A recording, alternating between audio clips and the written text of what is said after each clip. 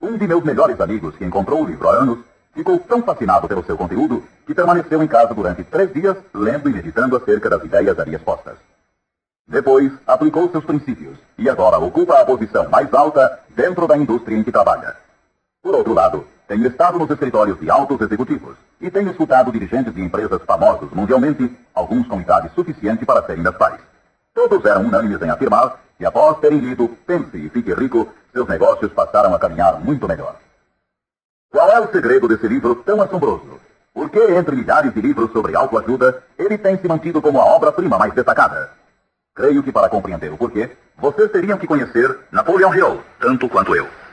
Com certeza, não foi ele o primeiro homem que se rebelou contra a pobreza e contra a interminável luta ante a falta de orientação que via em seu redor quando ainda era um rapaz. Nem tampouco foi o primeiro a escrever sobre a matéria, mas possuía 2 habilidades únicas, altamente desenvolvidas, que raramente são encontradas num homem. A primeira era a maneira como focalizava seu tema. Hill procurava soluções para o êxito na mesma forma como um cientista busca trazer à luz da razão um segredo da natureza. Tratava de descobrir as formas do sucesso de igual maneira como Thomas Edison investigava os processos para chegar à luz elétrica, sem descanso, implacavelmente, até que a verdade, que sempre esteve ali, lhe foi revelada. Sua segunda virtude importante era a habilidade ou destreza para escrever sobre suas deduções, de tal forma que eram compreendidas intelectualmente num instante. Mas talvez o mais importante para este assunto em especial é que eram compreendidas também emocionalmente. O poder de modificar vidas. Quando alguém lê a última página de Pense e Fique Rico, já é um homem diferente. Um homem que se coloca de pé ao terminar a leitura e já começa a demonstrar as modificações que sofreu. Para ele, desapareceram as situações angustiosas, cheias de frustração e autoimpostas. Para ele, o caminho está livre. É um homem agora possuidor de uma singular capacidade de converter os sonhos em realidade, as ideias em fatos. O destino, a fatalidade, os maus efeitos das circunstâncias exteriores não mais o afetam. De passageiro do barco da vida, passou a capitão, traçando rumos e decidindo vidas.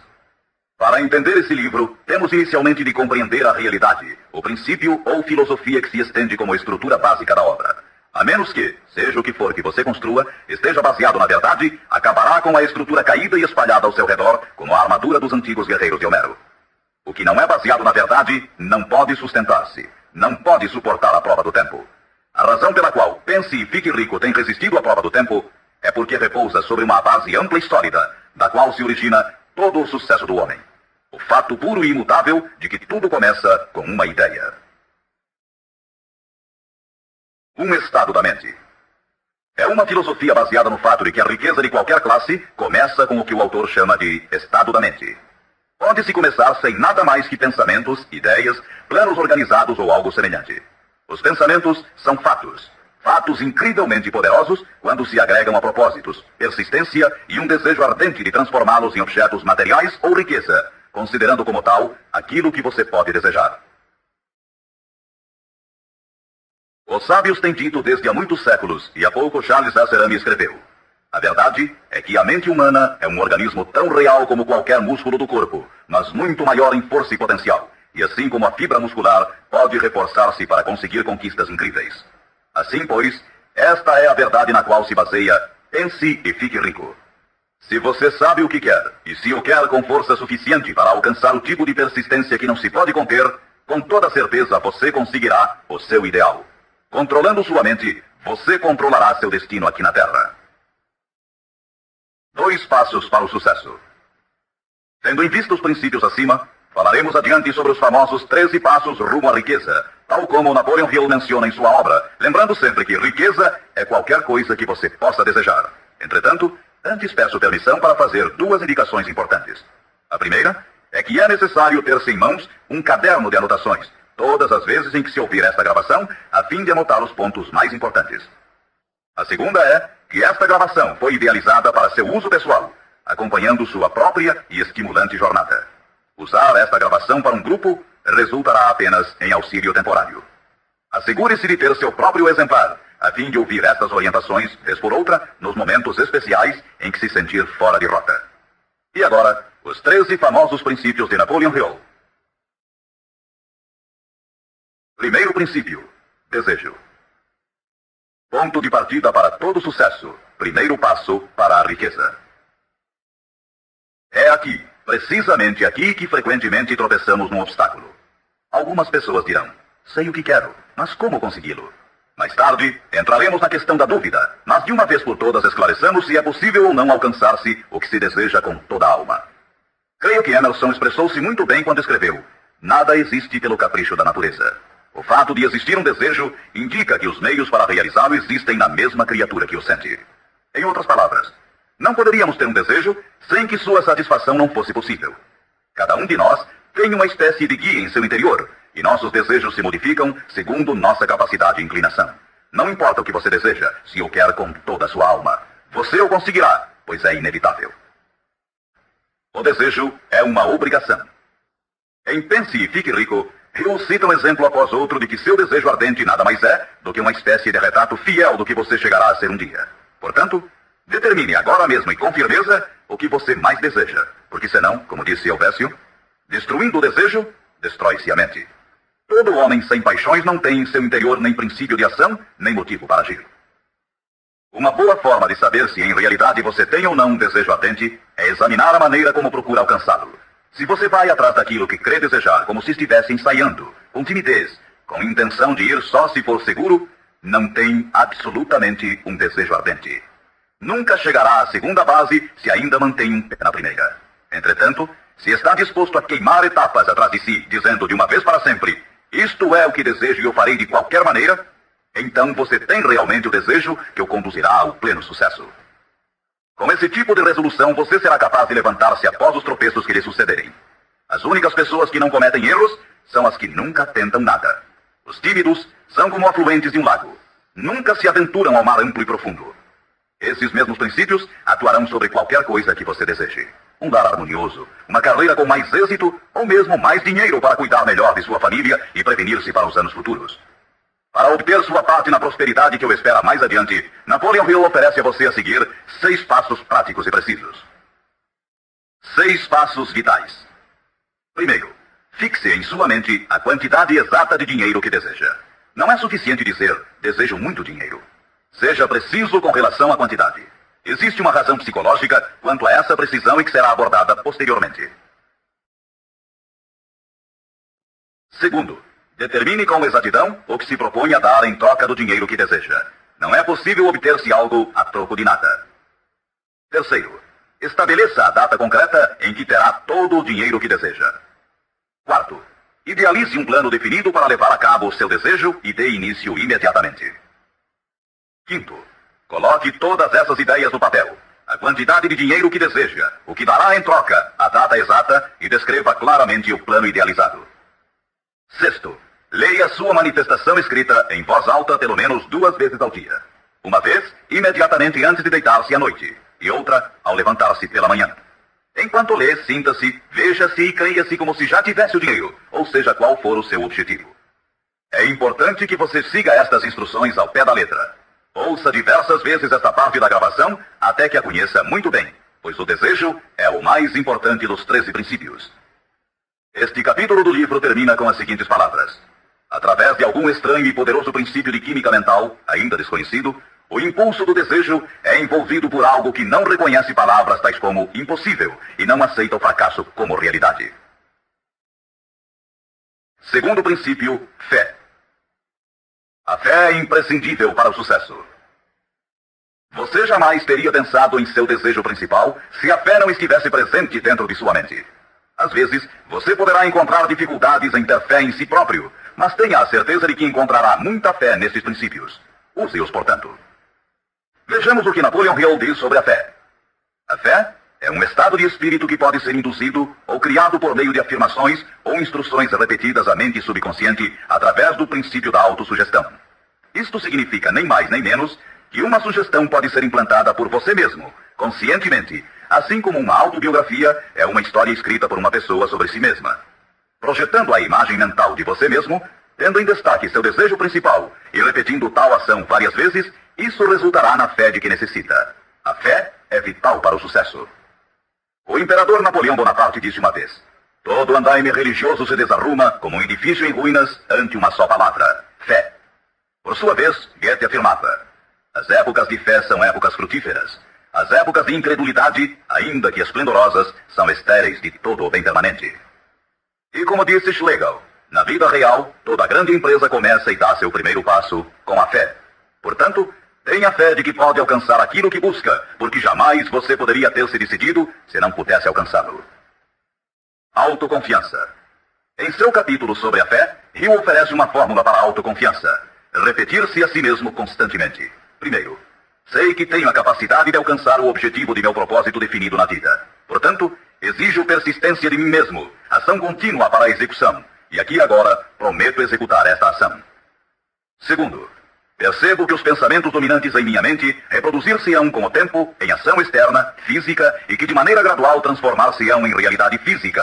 Portanto, concentrarei meus pensamentos durante 30 minutos diários na tarefa de criar a imagem do que pretendo ser, criando assim em minha mente um retrato mental claro de minha pessoa e em decorrência de meu objetivo. Terceiro, sei que através do princípio da autossugestão, qualquer desejo que alimente com persistência em minha mente, buscará com o tempo a maneira, através de meios práticos, para alcançar o objetivo que há por detrás dele. Portanto, dedicarei 10 minutos de cada dia para exigir de mim mesmo o desenvolvimento da autoconfiança. Quarto, detalharei por escrito os objetivos principais e concretos de minha vida, e nunca deixarei de tentar alcançá-los até que tenha desenvolvido a autoconfiança suficiente para isso. Quinto, sei que nenhuma riqueza ou posição pode durar muito, a menos que seja erguida sobre a verdade e a justiça. Por conseguinte, não participarei de qualquer atividade que não beneficie a todos os que dela participem. Terei sucesso em conseguir a cooperação de outras pessoas, bem como em atrair o pessoal desejado. Induzirei outros a servir-me através da minha boa disposição em servir aos demais. Eliminarei o ódio, a inveja, os ciúmes e o egoísmo, oferecendo amor a toda a humanidade, pois sei que uma atitude negativa nunca me trará o sucesso. Farei com que os demais creiam em mim, pois creio neles e em mim mesmo. Terceiro princípio, autossugestão. Mediante a sugestão repetida, a mente subconsciente pode trabalhar para nós. Já fizemos referências a isso. A autossugestão é a faculdade de ser capaz de concentrar na mente o nosso ardente desejo, até que o nosso subconsciente o aceite como uma realidade e comece a imaginar os meios para realizá-lo. É daqui que provém os impulsos, as súbitas centelhas de inspiração e orientação. Agora resumiremos as instruções dadas no segundo princípio, fé, em relação aos 6 passos, autoconfiança, e as combinaremos com os princípios sobre a autossugestão, constantes no livro Pense e Fique Rico. Primeiro, vá a um lugar tranquilo, talvez na cama à noite, feche os olhos e repita em voz alta, para que possa escutar suas próprias palavras, a manifestação escrita da quantidade de dinheiro que se propõe a acumular, ou uma reafirmação cuidadosa do que possa ser sua meta, bem como o tempo limite para alcançá-la, além da descrição do serviço ou mercadoria que se dispõe a dar em troca do que vai receber. À medida que põe em prática estas instruções, imagine-se já possuidor de sua meta. Suponhamos, por exemplo, que você se propõe a economizar em cruzeiros o equivalente a $50 mil até o dia 1º de janeiro, daqui a 5 anos. Que se determina a prestar serviços pessoais em troca de dinheiro como vendedor. A manifestação escrita de seus propósitos deve ser a seguinte. Escreva. Para o dia 1º de janeiro de 1900 e, aconteça o que acontecer, terei em meu poder a quantia de cruzeiros que economizarei em quantidades diversas durante aquele período. Em troca desse dinheiro, prestarei o melhor serviço possível, rendendo o máximo como vendedor de... Escreva aqui o produto que se propõe a vender ou qualquer coisa que você faça para ganhar a vida. Tenho certeza de que, à época aprazada, terei esse dinheiro em meu poder. Minha fé é tão grande que já posso ver esse dinheiro diante de meus olhos. Posso tocá-lo com minhas mãos, pois está à espera de passar para meu poder, tão logo eu preste o serviço que proponho a desempenhar em troca dele. Estou preparando um plano para acumular esse dinheiro e eu seguirei à medida que o receba. Segundo, repita isto pela manhã e à noite, até que possa ver claramente em sua imaginação o dinheiro que se dispôs a acumular. Terceiro, coloque uma cópia do que escreveu onde possa vê-la dia e noite, quando se deitar ou levantar-se, até que possa recordá-la perfeitamente. Ao se dispor a colocar em prática estas instruções, você estará aplicando o princípio da autossugestão. Quarto princípio, conhecimento especializado. O integral conhecimento dos detalhes de seu trabalho ou produto é indispensável para alcançar o sucesso. Neste princípio, Hill destaca um ponto muito importante. O conhecimento constitui uma força somente quando está organizado num plano concreto de ação e dirigido a um fim definido. Ele nos diz: Antes que você possa estar seguro de sua capacidade de transformar o desejo em seu equivalente monetário, necessitará de conhecimento especializado do serviço, mercadoria ou profissão que se dispõe a oferecer em troca. Talvez você precise de muito mais conhecimento especializado do que tem, ou do que pode adquirir normalmente. Se for essa a situação, poderá resolver o problema mediante a utilização de um sistema que chamaremos de grupo mental. Mais tarde explicaremos do que se trata, mas por enquanto, reconheça que tem de aprender tudo o que possa sobre sua especialidade. Assim, dedique parte do tempo a cada dia para assimilar mais e mais sobre o que você faz para seu sustento. Frequente cursos que existam sobre a matéria, bem como associe-se a homens que conheçam bem sua profissão. Quinto princípio: imaginação. A imaginação é literalmente a oficina onde se formam os planos criados pelo homem. O impulso e o desejo recebem forma e ação mediante a ajuda da faculdade imaginativa da mente. Foi dito que o homem pode criar tudo o que possa imaginar. Como disse e ensina Napoleon Hill, toda mente humana pode alcançar o que pode conceber e crer. A única limitação do homem dentro do razoável reside no desenvolvimento e emprego de sua imaginação e da subsequente motivação para a ação. A automotivação é a chave. Os maiores dirigentes de negócios, indústrias e finanças, os grandes artistas, músicos, poetas e escritores chegaram a ser os melhores porque desenvolveram a força da automotivação. Enquanto você desempenha seu trabalho diário, pense constantemente nos meios pelos quais poderia realizá-lo melhor, com maior eficácia. Pense nas modificações inevitáveis. Podem ser feitas agora? Se você sente limitações, lembre-se das palavras do famoso arquiteto Frank Lloyd Wright. A raça humana construiu com mais grandeza quando maiores eram as limitações, e, portanto, quando mais era necessária a imaginação para construir. As limitações parecem ter sido sempre as melhores amigas da arquitetura. Quando você construir seu futuro partindo desse ponto de vista, não se preocupe com as limitações. Recorde que estas podem ser suas melhores amigas, posto que requerem imaginação, se tivermos que nos levantar acima delas. E como disse Beecher, a alma sem imaginação é como um observatório sem telescópio. Sexto princípio: planejamento organizado. Para obtermos sucesso em um empreendimento que decida nossa vida, devemos ter planos perfeitos. Se você já decidiu qual é o seu desejo, qual é a sua meta, organizemos agora um plano para sua realização, de acordo com um programa. Citarei novamente: pense e fique rico. Você já sabe que tudo o que o homem cria ou adquire começa sob a forma de desejo. Transforma-se depois, do abstrato ao concreto, na oficina da imaginação, onde se criam e se organizam planos para sua transição. Você tem que ter um plano. Anteriormente, foram lhe dadas instruções para adotar 6 passos práticos e definidos como seu primeiro movimento para traduzir o desejo que você possa ter em seu equivalente físico. Um daqueles passos era a formulação de um plano prático, concreto, através do qual aquela transformação pudesse ser efetuada. Primeiro, alie-se com uma ou mais pessoas, tantas quantas necessitar, para criar e pôr em prática seu plano ou planos para o acúmulo de dinheiro que marcou como sua meta, fazendo uso do princípio da reunião de inteligências. É o grupo mental, e isso é muito importante. Segundo, antes de formar seu grupo mental, decida quais as vantagens e benefícios que pode oferecer individualmente aos membros do grupo que a formam em troca de sua cooperação. Ninguém trabalhará de forma indefinida, sem alguma forma de compensação, ainda que esta não seja em dinheiro. Terceiro, reúna-se com os membros de seu grupo 2 vezes por semana, pelo menos, e com maior frequência, se possível, até que tenham aperfeiçoado o plano ou planos para a consecução de sua meta. Quarto, mantenha uma harmonia perfeita entre você e cada membro de seu grupo mental. Tenha em vista 2 fatos. Primeiro, você está comprometido em um empreendimento de importância básica. Para obter sucesso, tem que ter planos perfeitos. Segundo, deve ter a vantagem da experiência, instrução, capacidade e imaginação naturais de outras mentes.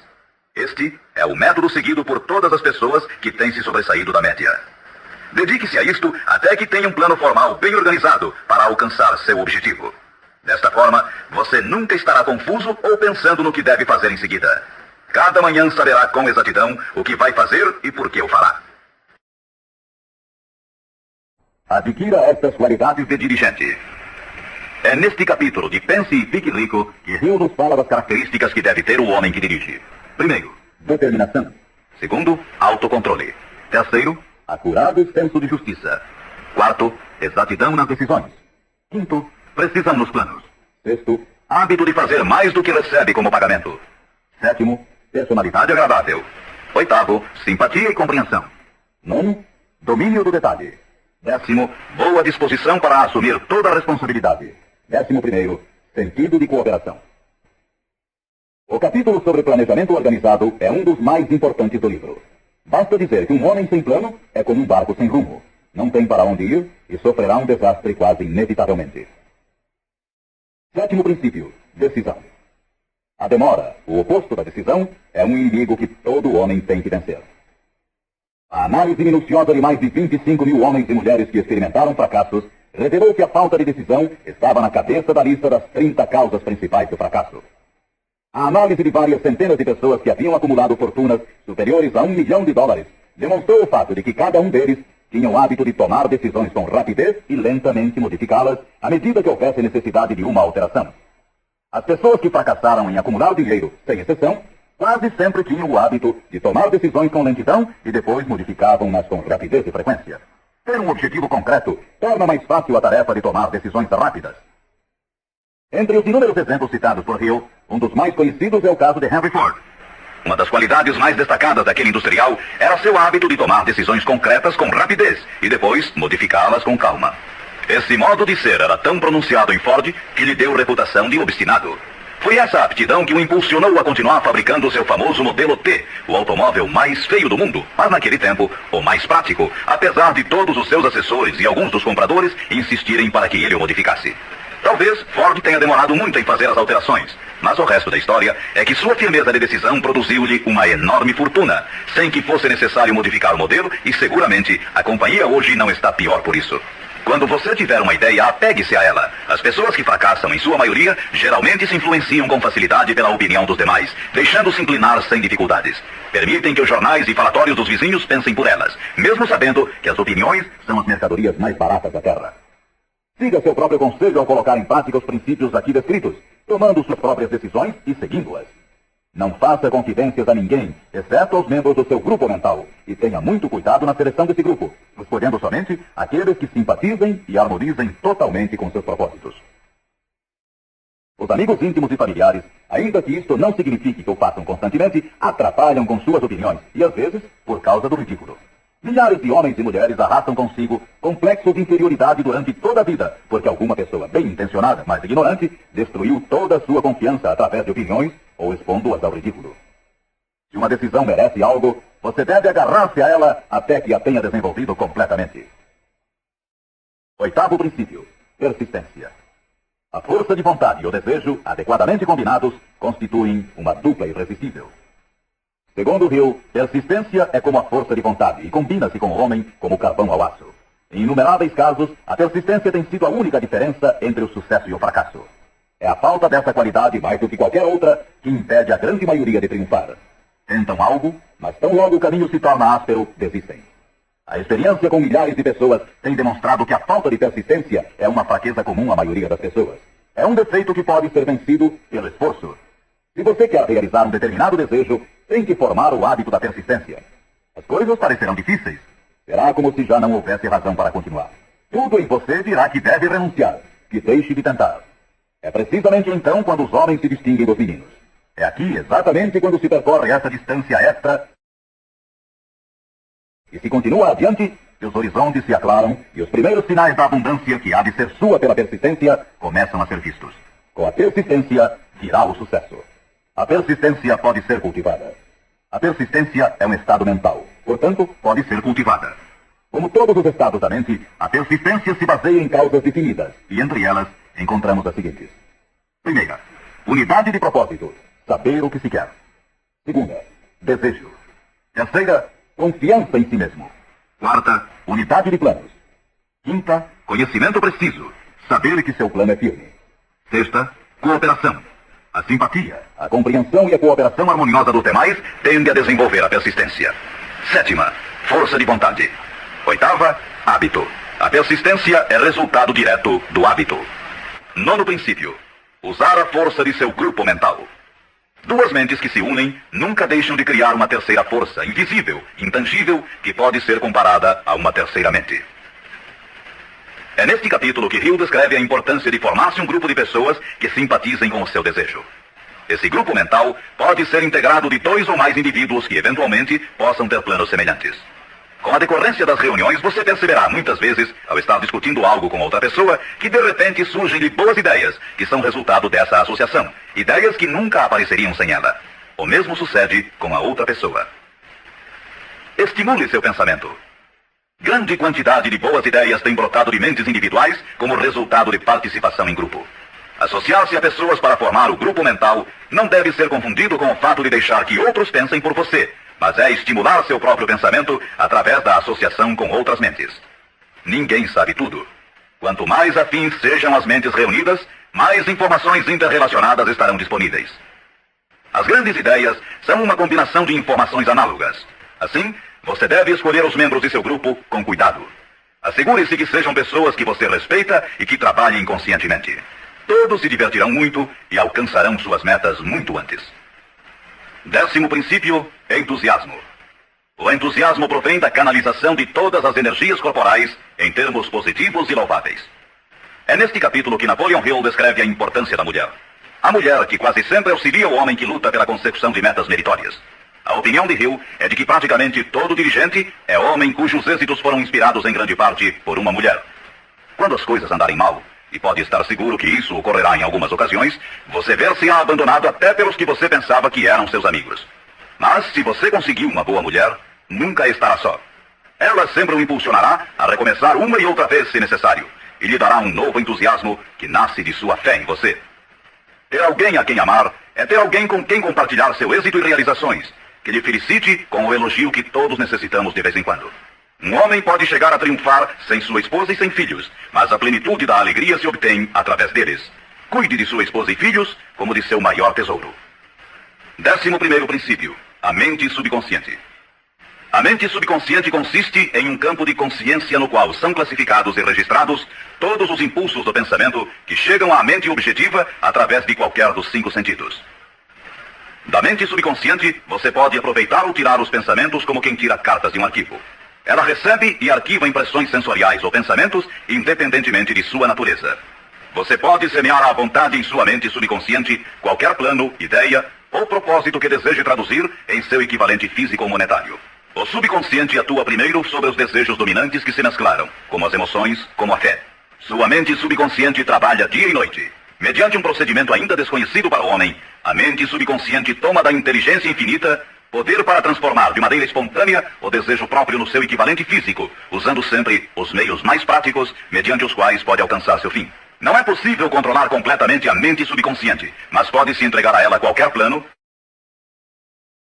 desejo ou propósito para que seja transformado em algo concreto. Ninguém sabe muito sobre o que chamamos a mente subconsciente ou mesmo de subconsciente. Sabemos que é incalculavelmente poderosa e que pode solucionar nossos problemas se corretamente empregada. A melhor forma é manter na mente consciente, tão frequentemente quanto possível, uma imagem clara de si mesmo, como se já tivesse alcançado a meta desejada. Defina-a com clareza e projete-a na tela de sua mente. Retenha-a. Veja-se fazendo e tendo as coisas que obterá depois de alcançado seu objetivo. Imagine isso tão a miúde quanto possível enquanto prossegue com seu trabalho diário, especialmente no momento de dormir e no instante de acordar. Assim, seu subconsciente começará a conduzi-lo pelos caminhos mais lógicos para o objetivo que imaginou. Não lute contra ele. Siga seus lampejos repentinos, as ideias que venham à sua mente. Esteja seguro que é seu subconsciente tentando chegar à sua mente consciente. Se você prosseguir assim, ficará surpreso e encantado com as ideias maravilhosas que parecerão brotar do nada. As vidas dos grandes homens e mulheres que parecem milagrosas para as pessoas normais não são mais do que a expressa satisfação de seus ardentes desejos através de sua mente subconsciente. No princípio seguinte, falaremos mais sobre o 6º sentido, que parece controlar a vida dessas pessoas, mas somente dos que souberam condicionar sua mente subconsciente. O tempo não significa nada para o subconsciente. Um homem poderia trabalhar com firmeza em seu labor durante 40 anos e não conseguir alcançar o que é possível em 3 ou 4 anos, mediante a aplicação adequada desses princípios. Sua mente subconsciente não pode permanecer ociosa. Se você não implantar desejos dentro dela, quaisquer ideias que surgirem como resultado de seu descuido servirão de alimento para ela.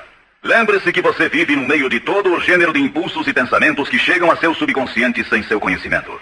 Alguns desses impulsos são negativos e outros positivos. Você deve evitar os impulsos negativos e ajudar a influenciar de maneira espontânea sua mente subconsciente mediante impulsos positivos de desejo. Quando conseguir isso, terá a chave que abrirá a porta para o subconsciente. Bulwer escreveu: O homem que triunfa sobre seus semelhantes é aquele que muito breve na vida discerne com clareza seu objetivo e caminha para ele com todas as suas forças. Inclusive, o próprio gênio não é mais do que a observação minuciosa reforçada pela consistência do propósito. Todo homem que observa atentamente e atua com firmeza converte-se inconscientemente em gênio. Há que se notar que foi dito inconscientemente. Saiba o que quer. Decida de uma vez por todas o que haverá de ser seu. Mantenha-se firme em seu rumo, impulsionado pela fé, e seu subconsciente fará o resto. 12º princípio. O cérebro. O cérebro possui a força mais maravilhosa, milagrosa, de maior potência que o mundo já conheceu. Se você tivesse acesso a toda a riqueza do mundo e pegasse apenas uma moeda, estaria fazendo mais ou menos o que muito provavelmente tem feito ao usar seu cérebro. Nada é mais lastimável no mundo do que a incompreensão da maioria das pessoas com relação ao potencial de seu cérebro e das mentes consciente e inconsciente, às quais está acoplado. Sua própria central elétrica. O número de linhas que ligam entre si as células cerebrais é igual ao algarismo 1, seguido por 15 milhões de zeros. Calcula-se que existem de 10 a 14 bilhões de células no córtex cerebral humano normal. É inconcebível, pois, que esta intrincada maquinaria deva existir com o único propósito de manter as funções físicas inerentes ao desenvolvimento e manutenção do corpo físico. O cérebro é o mecanismo que nos deu o avião supersônico, os satélites artificiais, os foguetes que adentram no espaço exterior, as artes, as ciências, etc. Tudo o que hoje sabemos, usamos e usaremos no futuro, tem saído desta pequena massa cinzenta que todos nós temos. Pode você duvidar, ainda que por um momento, de que pode trazer a você e aos seus o que quer que deseje aqui na Terra? É evidente que não conseguirá se admitir que sua força é como a de uma pessoa que deixa de agir, como aqueles que nem sequer pensaram nisso alguma vez. Deixe para o cérebro o trabalho que você decidiu realizar e veja como ele o executa. 13º princípio. O sexto sentido. O sexto sentido é o equipamento receptor através do qual chegam à mente ideias, planos e pensamentos que às vezes recebem o nome de lampejos repentinos ou inspirações. O sexto sentido pode ser descrito como sendo o sentido através do qual a inteligência infinita pode e efetivamente se comunica com o indivíduo de maneira espontânea e sem esforço algum por parte deste. Eis aqui a base desta filosofia. Só pode ser assimilada, compreendida e aplicada depois de dominados os primeiros 12 princípios. O sexto sentido é aquela parte da mente subconsciente que nos referimos como imaginação criadora e desafia qualquer descrição. Por outro lado, torna-se difícil explicar o que seja para qualquer pessoa que não tenha dominado os demais princípios desta filosofia, o que esses princípios representam, porque falta a essa pessoa o conhecimento e a experiência com os quais possa comparar o sexto sentido. Este sentido pode ser adquirido. O sexto sentido não é algo que possa ser ligado e desligado à vontade. A capacidade de empregar essa enorme força chega pouco a pouco, através da aplicação dos outros princípios que esboçamos. Muitos indivíduos adquirem um conhecimento prático do sexto sentido antes dos 40 anos de idade. Entretanto, com maior frequência é adquirido depois de bem passados os 50, porque as forças espirituais com as quais está intimamente ligado o sexto sentido geralmente não amadurecem e chegam a ser utilizadas, senão através de vários anos de meditação, de autoanálise e de pensamentos corretos. Todavia, nada nos impede que comecemos a desenvolvê-lo desde agora, aplicando com entusiasmo os princípios que foram expostos até aqui. Lembre-se disto. O homem nada pode criar que não tenha gerado antes sob a forma de um impulso de pensamento, que vai se traduzindo em equivalente físico, ainda que seja pensamento espontâneo ou involuntário. Finalmente, recorde-se sempre deste conselho. Afaste o temor de sua mente, concentrando-se na imagem mental de sua meta, seu maior desejo, e pensa. O que vários homens famosos acharam desta mensagem. Agora, quero mencionar que Pense e Fique Rico tem recebido a entusiasta aprovação de muitos dos maiores homens que existiram. Todos esses grandes homens aplaudiram e usaram os princípios de Napoleon Hill. Citarei somente alguns. Os presidentes dos Estados Unidos, William Howard Taft e Woodrow Wilson. F.W. Woolworth mencionou que havia aumentado muito sua cadeia de armazéns, aplicando muitos destes princípios. Robert Dollar, que construiu uma grande companhia de navegação, escreveu: se há 50 anos tivesse usado esta filosofia, imagino que poderia ter feito tudo o que fiz na metade do tempo. Tenho esperança que o mundo a descubra e o recompense. Samuel Gompers disse: o domínio destes princípios é uma apólice de seguro contra o fracasso. John Wanamaker, o príncipe dos comerciantes, escreveu: sei que seus fundamentos são reais, porque os tenho aplicado em meu negócio há 30 anos. Também o aplicaram George Eastman, o maior fabricante de câmaras fotográficas do mundo, Thomas Edison, Luther Burbank, Theodore Roosevelt, E.M. Statler, John Rockefeller e muitos mais. Como é óbvio imaginar-se, as opiniões destes homens não poderiam ser compradas com todo o dinheiro do mundo. O que temos mencionado aqui pode mudar sua vida. Pode trazer-lhe todas as coisas proveitosas que deseje na vida para você e sua família. Afaste-se da média, do medíocre e enderece seu rumo de acordo com os sonhos de seu coração. Estes 13 princípios não o decepcionarão nunca enquanto você os empregar. Sua grande oportunidade pode estar precisamente onde você se encontra agora. Siga estas instruções fielmente e o resultado aparecerá diante de você. A última recomendação de Napoleon Hill: não procure a oportunidade longe. Assim, a reconheça e aproveite-a onde você se encontra.